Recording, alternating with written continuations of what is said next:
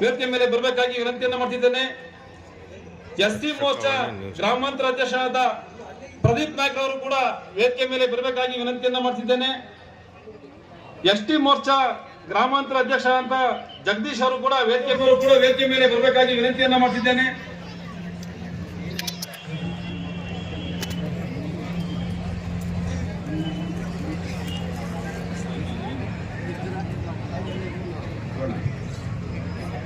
ಆನಂದ ಮತ್ತು ಭಾಜಪ ಎರಡು ಪಕ್ಷಗಳು ಒಂದಾಗಿರ್ತಕ್ಕಂಥ ಮೇಲ್ನೋಟಕ್ಕೆ ಒಂದಾಗಿಲ್ಲ. ಅದನ್ನ ಈ ಬಾರಿ 26ನೇ ತಾರೀಕು ನಡೆದಂತ ಚುನಾವಣೆ ಮತ್ತು 4ನೇ ತಾರೀಕು ಬರ್ತಕ್ಕಂಥ ರಿಸಲ್ಟ್ ನಲ್ಲಿ ನಾವು ಇವತ್ತು ನಾವು ತೋರಿಸ್ಕೊಡ್ತೀವಿ. ಜೆಡಿಎಸ್ ಮತ್ತು ಭಾಜಪ ಅಂದ್ರೆ ಏನು ಅನ್ನೋ ವಿಚಾರವನ್ನ ತೋರಿಸ್ಕೊಡ್ತೀವಿ. ಮತ್ತೊಮ್ಮೆ ನರೇಂದ್ರ ಮೋದಿ ಅವರು ಈ ನಾಡಿನ ಪ್ರಧಾನಮಂತ್ರಿ ಆಗೋದಕ್ಕೆ ನೀವೆಲ್ಲರೂ ಕೂಡ ಕೈ ಜೋಡಿಸ್ಬೇಕು. ಇದು ನಿಮ್ಗೆ ಆಗಿರ್ತಕ್ಕಂಥದ್ದಲ್ಲ, ನಮ್ದು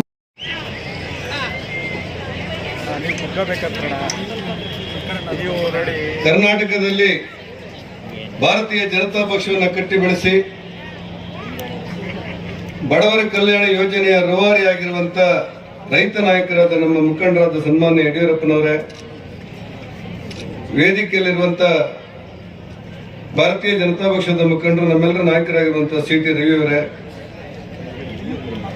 ತೀರ್ಥಹಳ್ಳಿಯ ಶಾಸಕರು ಹಿಂದಿನ ಸಚಿವರು ಆಗಿರುವಂತಹ ಅರಗ ಜ್ಞಾನೇಂದ್ರ ಅವರೇ, ಶಾಸಕರಾದ ಭೋಜೇಗೌಡ್ರೆ, ಕಡೂರಿನ ಬೆಳ್ಳಿ ಪ್ರಕಾಶ್ರೇ, ತರೀಕೆರೆಯ ಸುರೇಶ್ರೇ, ಶೃಂಗೇರಿಯ ಜೀವರಾಜ್ರೆ, ನಮ್ಮ ಪಾರ್ಟಿ ಅಧ್ಯಕ್ಷರಾದ ದೇವದಾಸ್ ಶೆಟ್ರೆ, ಜೆಡಿಎಸ್ನ ಅಧ್ಯಕ್ಷರಾದಂತ ಅಜಿತ್ರೆ, ನಮ್ಮ ಜೊತೆ ಬಂದು ಈ ಕಾರ್ಯಕ್ರಮಕ್ಕೆ ಸ್ಫೂರ್ತಿ ಕೊಟ್ಟಂತ ಮಾಜಿ ಸಚಿವರಾದಂತ ನನ್ನ ಪ್ರೀತಿಯ ಸ್ನೇಹಿತರಾದ ಭೈರತಿ ಬಸವರಾಜ್ರೆ, ಕಲ್ಮಡಪ್ಪನವರೇ, ರಂಗಣ್ಣವರೇ, ವೇದಿಕೆಯಲ್ಲಿರುವಂತ ಎಲ್ಲ ಗೌರವಾನ್ವಿತ ಗಣ್ಯರೇ, ನನ್ನೆಲ್ಲ ಬಂಧುಗಳೇ ಮತ್ತು ಸ್ನೇಹಿತರೆ, ನಮ್ಗೆಲ್ಲರಿಗೂ ಯಡಿಯೂರಪ್ಪನವರು ಮಾರ್ಗದರ್ಶನ ಕೊಟ್ಟವರು, ಅನುಭವವನ್ನು ಹಂಚಿಕೊಟ್ಟವರು. ಅವರ ಆಶೀರ್ವಾದ ಅವಕಾಶ ಕೇಳಿದಾಗ ಬೆಳಿಗ್ಗೆ 10 ಗಂಟೆ ಕೊಡಬಹುದು ಅಂತ ನಾನು ಯೋಚನೆ ಮಾಡಿದೆ.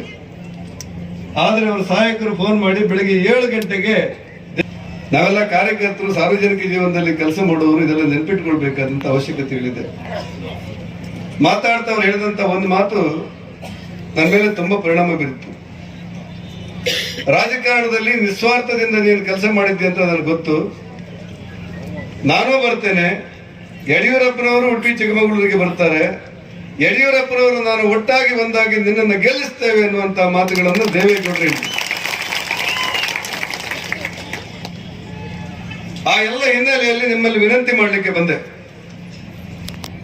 ಬರುವ ಏಪ್ರಿಲ್ 26ರ ಚುನಾವಣೆ ಒಂದು ಸಾಮಾನ್ಯ ಚುನಾವಣೆ ಅಲ್ಲ. ಮುಂದಿನ ಲೋಕಸಭಾ ಚುನಾವಣೆ ಭಾರತ ದೇಶದ ಭವಿಷ್ಯವನ್ನು ಬರೆಯುವಂತಹ ಚುನಾವಣೆ. ಒಂದು ಕಾಲದಲ್ಲಿ ಭಾರತದ ಬಗ್ಗೆ ನಿರ್ಲಕ್ಷ್ಯ ಇತ್ತು, ಭಾರತ ಬಡವರ ದೇಶ ಅನ್ನುವಂತ ಭಾವನೆಗಳಿತ್ತು, ಭಾರತ ಆರ್ಥಿಕವಾಗಿ ಕಂಗೆಟ್ಟಿದೆ ಅಂತ ಯೋಚನೆ ಇತ್ತು, ಭಾರತ ಅಂದ್ರೆ ಸಾಲಗಾರ ದೇಶ ಅಂತ ಇತ್ತು. ಆದರೆ ನರೇಂದ್ರ ಮೋದಿ ಅವರು ಬಂದ ನಂತರ ಭಾರತದ ಸರ್ವಾಂಗೀಣ ಅಭಿವೃದ್ಧಿಯ ಬಗ್ಗೆ ಹೊಸ ಶಕೆ ಆರಂಭವಾಯಿತು. ನಾಡಿನ ಚುನಾವಣೆಯಲ್ಲಿ ಕೊಡುವಂತ ಒಂದೊಂದು ಮತ ಕೂಡ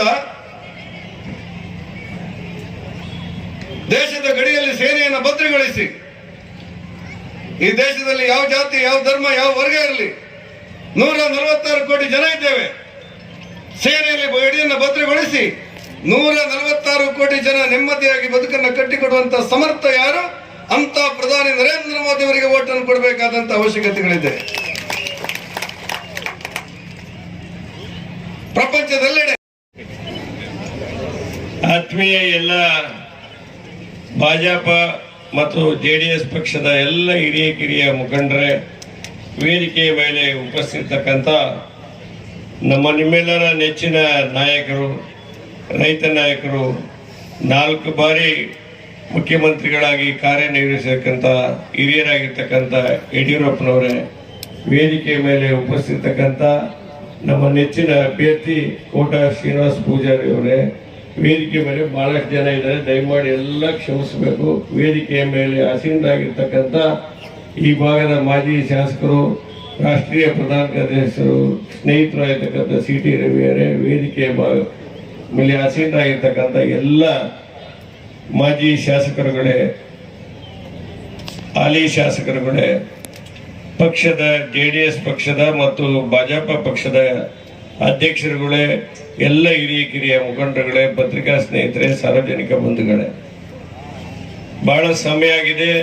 ತಾವು 10 ಗಂಟೆಯಿಂದ ಈ ಪ್ರಾಂಗಣದಲ್ಲಿ ತಾವೆಲ್ಲ ಆಸೀನರಾಗಿದ್ದೀರಿ. ಯಡಿಯೂರಪ್ಪನವರ ಮಾತುಗಳನ್ನು ಕೇಳಬೇಕು ಅಂತಿದ್ದೀರಿ. ಇವತ್ತು ನಾವು ಈ ವಿಶೇಷವಾದ ಚುನಾವಣೆಯಲ್ಲಿ ನಾವೆಲ್ಲ ಕೂಡ ಮಾತನಾಡ್ತಕ್ಕಂಥ ಸಂದರ್ಭದಲ್ಲಿ ನೀವೆಲ್ಲ ಕೇಳಿರ್ತಕ್ಕಂಥದ್ದು ದೇಶದ ದೃಷ್ಟಿಯಿಂದ ಆಗ್ತಕ್ಕಂಥ ಚುನಾವಣೆ. ಇದು ನಾವು ಉಳಿಬೇಕು, ನಮ್ಮ ದೇಶವನ್ನು ಉಳಿಸಬೇಕು. ಹಾಗಾಗಿ ಅದಕ್ಕೆ ನೀವೆಲ್ಲರೂ ಬೆಳಿಗ್ಗೆ ಎದ್ದು ಶಿವನ್ ಪೂಜೆ ಮಾಡಬೇಕಾದ್ರೆ ಒಂದು ಹೂವಿಟ್ಟು ಏಪ್ರಿಲ್ 26ನೇ ತಾರೀಕು ಕಮಲದ ಹೂವಿನ ಗುರುತಿಗೆ ಮತ ಹಾಕಿ ಭಾರತೀಯ ಜನತಾ ಪಾರ್ಟಿಯನ್ನ ಗೆಲ್ಲಿಸಿ ಅಂತೇಳಿ ವಿನಂತಿ ಮಾಡಿ ನಿಮ್ಮೆಲ್ಲರಲ್ಲಿ ಅನಂತ ವಂದನೆಗಳನ್ನ ಸಲ್ಲಿಸಿ, ಮೇವು ಹಾಕಿದ್ರೆ ಯಾರಿಗೆ ಹಾಕ್ಬೇಕು? ಗೆಯ ಎತ್ತಿಗೆ. ಓಟ್ ಯಾರಿಗೆ ಹಾಕ್ಬೇಕು? ದುಡಿಯೋ ವ್ಯಕ್ತಿಗೆ ಓಟ್ ಹಾಕಿ ಅಂತ ಹೇಳಿ ವಿನಂತಿ ಮಾಡಿ ಎಲ್ಲರಿಗೂ ಒಂದ್ಸಿ ನಾನು ಮಾತು ಮುಗಿಸ್ತೇನೆ. ಭಾರತ್ ಮಾತಾ ಕಿ. ಇವತ್ತು ಈ ಸಭೆಯನ್ನು ಉದ್ದೇಶಿಸಿ ಮಾತನಾಡಿದಂತ ನಮ್ಮೆಲ್ಲರ ನಾಯಕರಂತ CT ರವೀಂದ್ರ ಅವರಿಗೆ ಧನ್ಯವಾದಗಳು. ಇದೀಗ ಕಾರ್ಯಕ್ರಮದ ಕಡೆ ಅಂತ ಈ ಸಭೆಯನ್ನು ಉದ್ದೇಶಿಸಿ ರೈತ ನಾಯಕರು, ಮಾಜಿ ಮುಖ್ಯಮಂತ್ರಿಗಳಂತ ಸನ್ಮಾನ್ಯ ಯಡಿಯೂರಪ್ಪ ಸಾಹೇಬರು ಈ ಸಭೆಯನ್ನು ಉದ್ದೇಶಿಸಿ ಮಾತಾಡಬೇಕು ಅಂತ ವಿನಂತಿಯನ್ನ ಮಾಡ್ತಿದ್ದೇನೆ.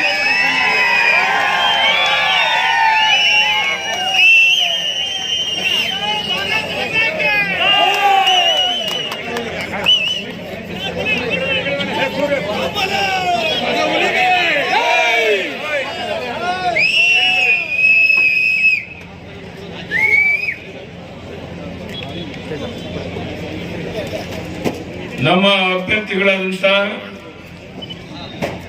ಕೋಟ ಶ್ರೀನಿವಾಸ್ ಪೂಜಾರಿ ಅವರೇ, ಜನಪ್ರಿಯ ನಾಯಕರು, ಈಗ ತಾನೇ ಸವಿಸ್ತಾರವಾಗಿ ಮಾತನಾಡಿದಂತ ಆತ್ಮೀಯರಾದಂತ ಮಾನ್ಯ CT ರವಿ ಅವರೇ, BN ಜೀವರಾಜ್ ಅವರೇ, ಆರ್ಗ ಜ್ಞಾನೇಂದ್ರ ಅವರೇ,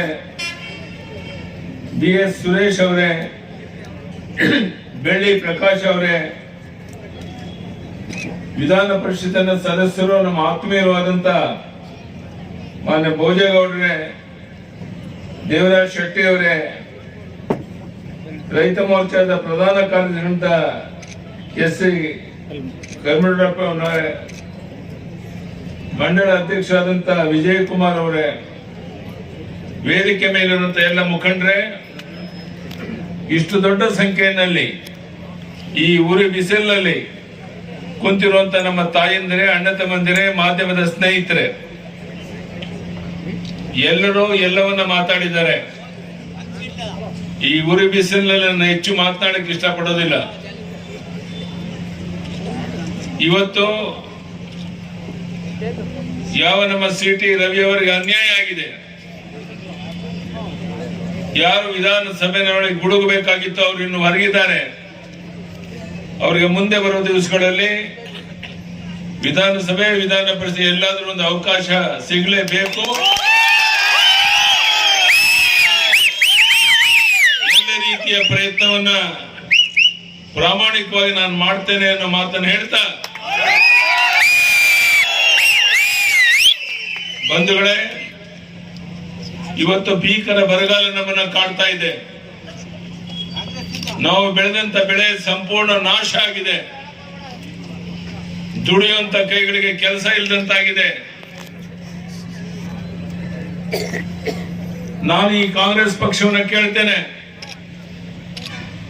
ನಾನು ಅದಕ್ಕೆ ಬಿಜೆಪಿಯ ಮುಖ್ಯಮಂತ್ರಿ ಆಗಿದ್ದ ಕಾಲದಲ್ಲಿ ಕೊಟ್ಟಂತ ಭಾಗ್ಯಲಕ್ಷ್ಮಿ ಯೋಜನೆ ಲಕ್ಷಾಂತರ ಜನ ಹೆಣ್ಣು ಮಕ್ಕಳಿಗೆ, ಅವಳಿಗೆ 18 ವರ್ಷ ಆದಾಗ ಲಕ್ಷಾಂತರ ರೂಪಾಯಿ ಹಣ ಸಿಗುವಂತ ಯೋಜನೆ ಮಾಡಿದ್ದೆ. ಅದೆಲ್ಲೋಯ್ತು? ಸುವರ್ಣ ಭೂಮಿ ಯೋಜನೆಯಲ್ಲಿ ಕೇಂದ್ರ ಸರ್ಕಾರ 6,000 ಕೊಟ್ಟು ನಾನು 4,000 ಕೊಟ್ಟು 10,000 ರೂಪಾಯಿನ ಕೊಡ್ತಾ ಇದ್ದು ಕಿಸಾನ್ ಸನ್ಮಾನ್ ಯೋಜನೆ ಎಲ್ಲೋಯ್ತು? ನಮ್ಮ ಹೆಣ್ಣು ಮಕ್ಕಳಿಗೆ ಹಾಲು ಉತ್ಪಾದನೆ ಮಾಡುವಂತವ್ರಿಗೆ ಪ್ರೋತ್ಸಾಹಧನವನ್ನು ಕೊಡ್ತಾ ಇದೆ, ಯಾಕೆ ನಿಂತೋಯ್ತು?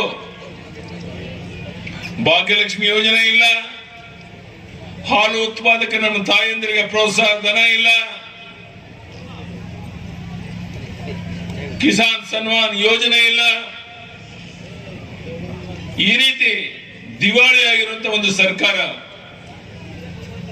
ನಾನು ನಿಮ್ಮಲ್ಲಿ ಕೈ ಜೋಡಿಸಿ ವಿನಂತಿ ಮಾಡ್ತೇನೆ, ಕೇವಲ ನೀವು ಮಾತ್ರ ಅಲ್ಲ, ನಿಮ್ಮ ಬಂಧು ಬಳಗದವರೆಲ್ಲ ಚುನಾವಣೆ ದಿನ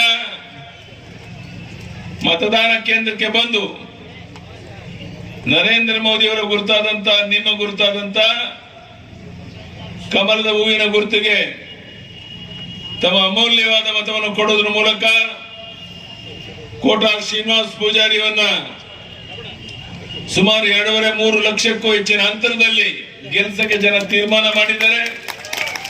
ಅದೇ ಕೆಲಸವನ್ನು ನೀವು ಮಾಡಬೇಕು ಅಂತ ಕೈ ಜೋಡಿಸಿ ಧನ್ಯವಾದಗಳು. ನಮಸ್ಕಾರ. ನಾಯಕರಾದಂತಹ ಸನ್ಮಾನ್ಯ ಬಿ.ಎಸ್. ಯಡಿಯೂರಪ್ಪನವರಿಗೆ ಕಾರ್ಯಕರ್ತರ ಪರವಾಗಿ ಹೃತ್ಪೂರ್ವಕ ಅಭಿನಂದನೆಗಳನ್ನು ಸಲ್ಲಿಸ್ತಾ ವೇದಿಕೆ ಮೇಲೆ ಆಸೀನರಾಗಿರ್ತಕ್ಕಂಥ ಎಲ್ಲ ಗಣ್ಯಮಾನ್ಯರನ್ನು ಹೊಂದಿಸ್ತಾ ಇಲ್ಲಿ ಸಹಸ್ರಾರು ಸಂಖ್ಯೆಯಲ್ಲಿ ಆಗಮಿಸಿ ಸಕ್ರಾಪಟ್ಟ ದೇವನೂರು ಆಸಕ್ತಿ ಕೇಂದ್ರದಿಂದ ಬಂದಂತಹ ತಾಯಂದಿರು ಮತ್ತು ಕಾರ್ಯಕರ್ತ ಬಂಧುಗಳು ಎಲ್ಲರಿಗೂ ಕೂಡ ಹೃತ್ಪೂರ್ವಕ ಧನ್ಯವಾದಗಳನ್ನು ತಿಳಿಸುತ್ತಾ ಈ ಸಭೆಯನ್ನ ಇಲ್ಲಿಗೆ ಮುಕ್ತಾಯ ಮಾಡ್ತಾರೆ.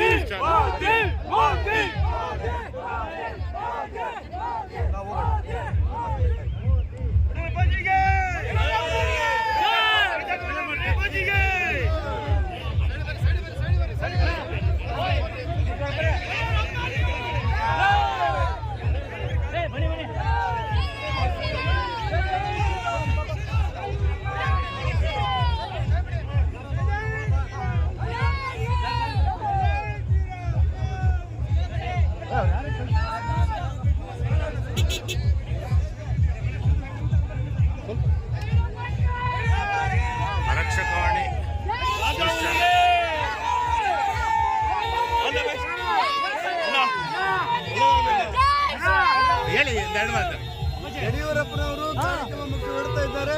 ನಿಶ್ಚಯವಾಗಿ ನಮ್ಮ ಗೆಲುವಾಗುತ್ತೆ. ಭಾರತೀಯ ಜನತಾ ಪಕ್ಷ ಬಹುದೊಡ್ಡ ಅಂತರದಲ್ಲಿ ಗೆಲ್ಲುತ್ತೆ. ರಕ್ಷಕವಾಣಿ ಚಾನಲ್. ಕೋಟಾ ಶ್ರೀನಿವಾಸ್ ಅವ್ರ ಬಗ್ಗೆ ಏನ್ ಹೇಳ್ತೀರಾ?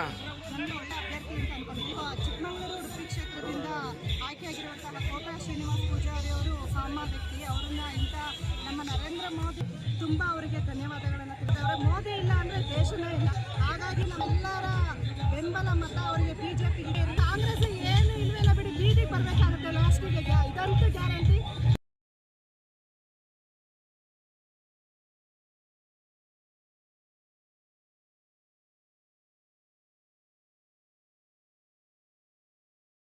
ಬಿಜೆಪಿ ಕಾರ್ಯಕರ್ತರವರು ಮಾತಾಡ್ತಾರೆ. ಕೋಟಾ ಶ್ರೀನಿವಾಸ್ ಪೂಜಾರಿ ಅವ್ರ ಬಗ್ಗೆ ಏನ್ ಹೇಳ್ತೀರಾ? ನಮ್ಮ ಬಿಜೆಪಿಯ ಒಂದು ಲೀಡ್ರು, ಅವ್ರ ಬಗ್ಗೆ ನಾನು ಭಾರಿ ತಿಳ್ಕೊಂಡಿದ್ದೀನಿ. ಅವರು ಒಳ್ಳೆ ಜನ ಮತ್ತೆ ಪ್ರಾಮಾಣಿಕ ವ್ಯಕ್ತಿ. ಅವ್ರ ಬಗ್ಗೆ ನನಗೊಂದು ಈ ಅರಿವಿದೆ. ಎಲ್ಲರೂ ಕೂಡ ನಾವು ಕೂಡ ಕಾರ್ಯಕರ್ತರಾಗಿ ಎಲ್ಲರಿಗೂ ಕೂಡ ತಿಳುವಳಿಕೆ ನೀಡಿ ಕೋಟಾ ಶ್ರೀನಿವಾಸ ಪೂಜಾರಿ ಗೆಲ್ಲಿಸ್ತೀವಿ. ಚಿಕ್ಕಮಗಳೂರು ಜಿಲ್ಲೆಯಲ್ಲಿ 5-5 ಕಾಂಗ್ರೆಸ್ ಬಂದಿದೆ, ಬಿಜೆಪಿ ಯಾರೇ ಬಂದರೂ ಕೂಡ ನಾವು ಬಂದಿಲ್ಲ. ಒಂದು ಮುಖ್ಯ ಕಾರ್ಯ ವಿಧಾನಸಭೆನೇ ಬೇರೆ, ಲೋಕಸಭೆನೇ ಬೇರೆ. ಇದು ದೇಶದ ಹಿತದೃಷ್ಟಿಯಿಂದ ನಾವು ಯಾವುದನ್ನು ಲೆಕ್ಕ ಗೆಲ್ಲಿಸ್ತೀವಿ. ಯಾವುದೇ ಕಾರಣಕ್ಕೂ ನಾವು ಕಾಂಗ್ರೆಸ್ ವೋಟ್ ಹಾಕಿದ್ರೆ ನೋಡ್ಕೊಂಡು ನಾವು ನಮ್ಮ ಕಾರ್ಯಕರ್ತರೆಲ್ಲ ಒಂದಾಗಿ ಎಲ್ಲ ಹೋಬಳಿಲೂ ಕೂಡ ನಾವು ಪ್ರಚಾರ ಮಾಡಿ ಕೋಟಾ ಶ್ರೀನಿವಾಸ ಪೂಜಾರಿಯವ್ರನ್ನ ಇದು ಲೋಕಸಭೆಗೆ ನಾವು ಕಳಿಸ್ತೀವಿ. Okay, thank you. ನಮ್ಮ ಆರಕ್ಷಕವಾಣಿ ಚಾನಲ್ಗೆ ಏನು ಹೇಳ್ತೀರಾ? ನಿಮ್ಮ ಚಾನಲ್ ಮುಖಾಂತರನೇ ನಿಮಗೆ ಧನ್ಯವಾದಗಳು. ನಿಮ್ಮ ಚಾನಲ್ನಿಂದ ನಮಗೆ ಭಾರಿ ಅನುಕೂಲ ಆಗ್ತದೆ. ನಿಮ್ಮ ಚಾನಲ್ ಎಲ್ಲ ಕಡೆ ಇದೇ ಥರ ಪಬ್ಲಿಸಿಟಿ ಮಾಡಿ ನಮಗೆ ಅನುಕೂಲ ಮಾಡಿಕೊಡ್ಬೇಕಂತ ತಾವು ನಿಮಗೆ ದಯಮಾಡಿ ಧನ್ಯವಾದಗಳು. Okay, thank you. ಮಕ್ಕಳೇ, ಇವತ್ತಿನ ಸಭೆ ಕುರಿತು, ಚುನಾವಣಾ ಪ್ರಚಾರ ಕುರಿತು ಪುನೀತ್ ಅವ್ರು ಮಾತಾಡ್ತಾರೆ. ನಾನು ಎಲ್ಲ ಯೂತ್ಸಿಗೆ ಹೇಳೋಕ್ಕೆ ಏನು ಇಷ್ಟಪಡ್ತೀವಿ ಅಂತಂದರೆ, ನಮ್ಮ ದೇಶ ನಮ್ಮ ಹಿಂದುತ್ವ ಉಳಿಬೇಕು ಅಂತಂದರೆ ಎಲ್ಲರೂ ಮೋದಿ ಮುಖ ನೋಡ್ಕೊಂಡು ನಮ್ಮ ಕೋಟ ಶ್ರೀನಿವಾಸ ಪೂಜಾರಿ ಅವ್ರ ಮುಖ ನೋಡ್ಕೊಂಡು ಎಲ್ಲರೂ ವೋಟ್ ಮಾಡಿ ನೋಡಿ. ಈಗ ಕಾಂಗ್ರೆಸ್ಸಿಗೆ ವೋಟ್ ಹಾಕಿ ದುಡ್ಡಿನ ಆಸೆಗೆ ಎಲ್ಲರೂ ವೋಟ್ ಹಾಕಿ ದೇಶ ಯಾವ ಸ್ಥಿತಿಗೆ ಬಂದಿದೆ, ನಮ್ಮ ರಾಜ್ಯ ಯಾವ ಸ್ಥಿತಿಲಿದೆ, ಬರಗಾಲ, ಮಳೆ ಇಲ್ಲ, ಯಾವ ಬೆಳೆ ಇಲ್ಲ, ರೈತರಿಗೆ ತುಂಬ ಸಂಕಷ್ಟ ಇದೆ. ಹೋದ ವರ್ಷ ಇಲ್ಲಿ ಐಂಕೆರೆ ತುಂಬ ಹರಿತಾ ಇತ್ತು, ಈಗಲೂ ಇಲ್ಲಿ ಈಗ ಟ್ಯಾಂಕರ್ಗೆ ತೋಟದಲ್ಲೆಲ್ಲ ನೀರು ಹೊಡೆದು ಇದಾಗಿದೆ. ಈ ಥರ ನಮ್ಮ ಸಿದ್ದರಾಮಯ್ಯ ಖಾನ್ ಈ ಥರ ಅವ್ರಿಗೆಲ್ಲ ನೋಡಿ ವೋಟ್ ಹಾಕಿದರೆ ನಮ್ಮ ಗ್ಯಾರಂಟಿ ಯೋಜನೆ ಕೊಟ್ಟಿದ್ರಿಂದ ಇದು ಲೋಕಸಭೆ ಚುನಾವಣೆಗೆ ಎಫೆಕ್ಟ್ ಆಗುತ್ತೆ ಅಂತ ಹೇಳ್ತೀರಾ?